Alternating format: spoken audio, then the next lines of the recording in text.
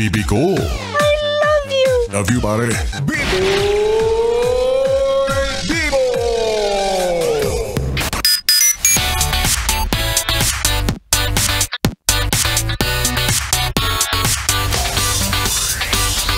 Yes, friend! Kasama mo na ang Bibi mo sa radyo. DJ B-Boy Bibo! Yes, friend! Kumusta ka naman 2 araw matapos ang sweldo? Hulaan ko. Marami pang natira sa'yo, no? Ay, ang yabang-yabang naman yan. Porket 20 na lang pera ko, ginaganito-ganito nyo na lang ako, ha? Ito pala yung pakiramdam ng wala ka ng pera, no? Para kang inaapi. Well, excuse me. Kala mo ikaw lang? Hoy, ako din. Marami pang natira sa akin. Marami pang natirang bayarin. Ang hirap, no, mga yes friend. Kapag hindi ka marunong mag-budget at magtipid, ay naku, talagang walang maiiwan sa'yo. Talagang kahit bali-baliktarin mo, itiwarik mo yung pitaka mo, talagang walang lalabas dyan. O kaya bilib ako sa mga bibi natin na kahit petsa de peligro na, sila nakakapag-shopping pa. Ay, nakakapag-Starbucks pa. Ay, wow! China oil. Diba? Samantalang tayo, or ako, sige ako na lang to. Samantalang ako, kapag petsa de peligro, wala na dilat na yung mata ko kakaabang ng biyaya. Kaso wala na talaga eh. Sagad na eh. Minsan nga pumupunta ako dun sa accounting namin, sinasabi ko, may pera pa po ba ako dyan? May patago pa po ba ako? Kasi sinasagot nila ako, wala.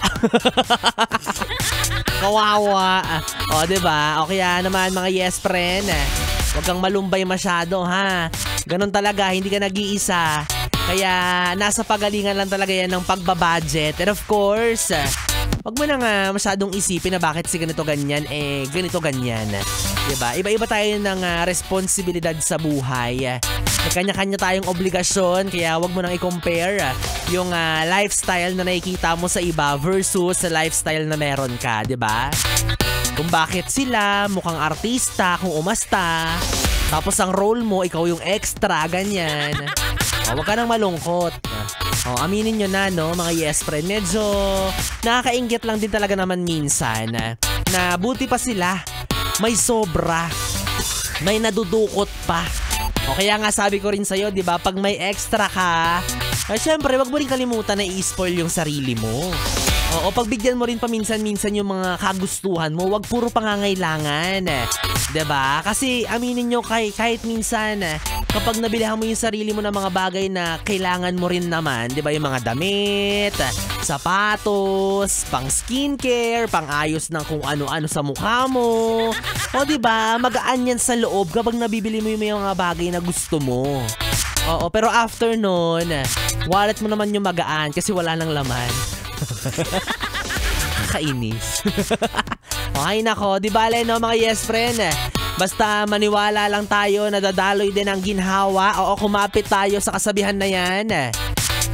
For as long as nababayaran mo lahat ng bills mo, natutugunan mo lahat ng mga pangangailangan mo at ng mga umaasa sa'yo, you're good. Oo, may silbi ka at may patutunguhan ka.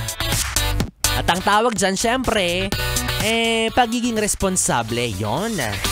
Kesa naman estetika nga sa Instagram, yung sikmura mo naman, 'di ba? Kumakalam. Wala rin, 'di ba? Ang sarap-sarap mo sa picture. Pero hindi ka makapag-provide ng masarap na pagkain para sa pamilya mo, 'di ba? Wala ring kwenta yung mga ganyang bagay. Kaya huwag mo na inuuna yung kung ano-ano lang. Unahin mo rin minsan yung pangangailangan. At sundot-sundutan mo lang ng mga kagustuhan. Huwag i-prioritize ang mga needs. Ay, mga needs, sarap. Namali pa ako, sorry na. Huwag i-prioritize minsan or madalas ang mga wants. Yung mga kagustuhan. Diba? Lalo na yung mga walang kwentang bagay na binibili mo ng binibili tapos wala rin namang katuturan na pupunta lang sa basurahan. Diba? Kagaya mo, ate. Diba tinamaan ka bigla? Bigla mo dinilit yung mga in-add to cart mo sa online shopping. Bahala ka dyan. Ikaw naman magbabudget niyan, ha? Wala na, mga yes friend. Kapiling nyo na ako, DJ B-Boy Bibo, ang DJ na single, ready to mingle. Basta, walang label. Pwede mo akong makatabi hanggang mamayang alas 12 para sa ating Baby Time. Dito pa rin at dito ka lang sa 101.1 Yes FM. Solid!